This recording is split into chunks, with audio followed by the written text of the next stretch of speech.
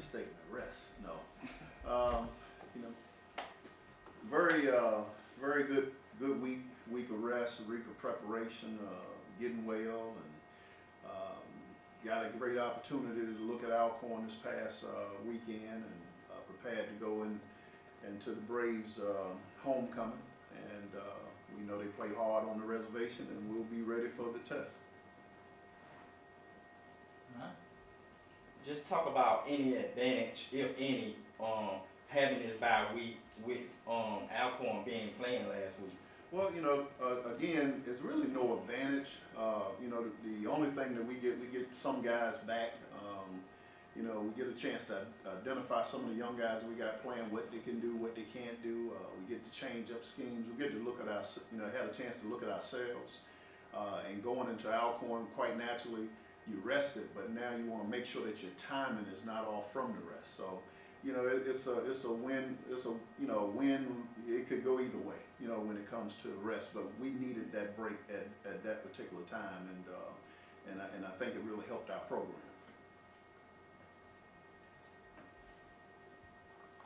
Big quarterback Noah Johnson for Alcorn. He can hurt you on the ground as well as through the air. Just talk about the game plan you have going for him going into this week. We have to contain him.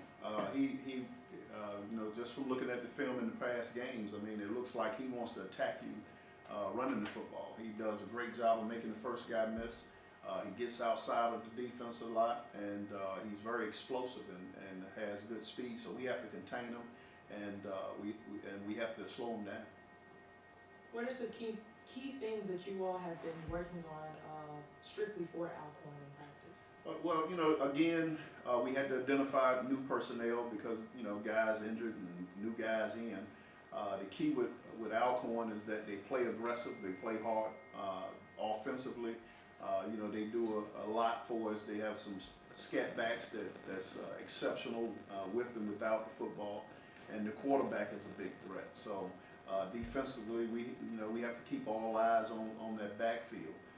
Offensively, we got to find a way to get into the end zone and eliminate turnovers. Those are the things that have been our Achilles heels the last couple of weeks, is turning the football over. You can't do both. You can't turn the football over and not score. We got to get in the end zone. First SWAC Eastern matchup. Alcorn, they're 4-1. Their only loss coming to Georgia Tech. What concerns do you have going into this the first step of reaching your goal going into Alcorn? Well, the thing about it is, as I talk to the young men, is this team is in the East, and our goal is to go out to win the East, and with that you have to beat Alcorn.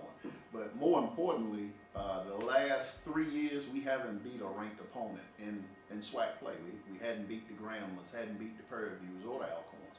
So I have to teach them how to get that done, and we have to plan on getting that done with Alcorn. We have to go in and get a taste of beating a ranked opponent, and I think once we get that as a program, the sky's the limit.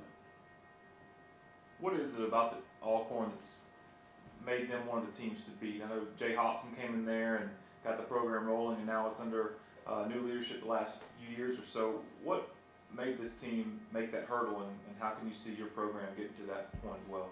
Well, when Jay came in, he got personnel, was able to get personnel in, and those guys have been able to maintain the consistency of getting the right personnel, and now once you get the personnel, it's putting it in the right place, making sure that the right guys are carrying the football defensively, making sure that you got the right guys out there defensively. A lot of those things are, that we're doing in our program by having program guys, with the freshmen that we have playing now, the experience that they will get will end up being the ones that secure our program as we move forward.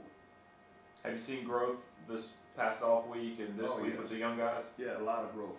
Guys, now they understand what we're asking them to do, and more importantly, we understand what they can and can't do. So, it's no need to call a post route to certain guys when their best route is a comeback or a slant. So, it gives the coordinators a chance to see what the guys, what they can do, and now putting it with this scheme so that it can make the so the personnel can make the scheme look a lot better.